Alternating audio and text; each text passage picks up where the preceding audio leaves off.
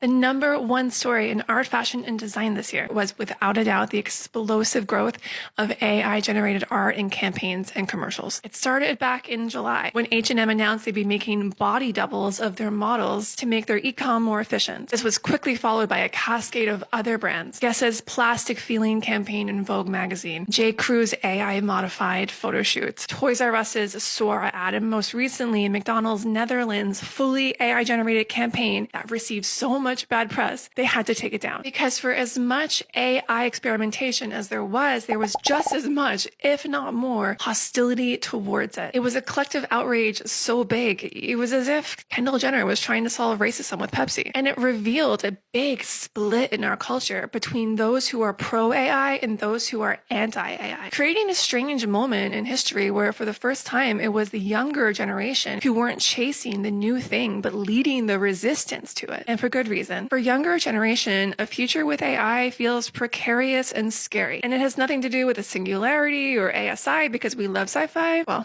it's scary, but it's not that. It's more about the price of rent and groceries and creative integrity and our jobs. Because let's be honest, AI is going to cost people their jobs. And given the wealth gap and the lack of universal income, young people are looking down the barrel at a pretty challenging decade. Not to mention AI's role in surveillance and strengthening the authoritarian state and the environmental impact. But I digress. Despite these fears, executives, who are usually older folks who are shielded from job insecurity, barreled ahead because it wasn't about ethics to them. It was about efficiency, cutting costs, and perhaps more than anything, appearing to be future ready for investors and clients. It was creativity driven by the marketplace, but the irony is hard to miss. In their rush to be the first ones to use AI, these brands created PR disasters, alienating their fans and their customers and their employees, all to produce work that, to be honest, just felt adolescent and unsophisticated. Because the tech is adolescent and unsophisticated. I think it's fair to say that nobody won.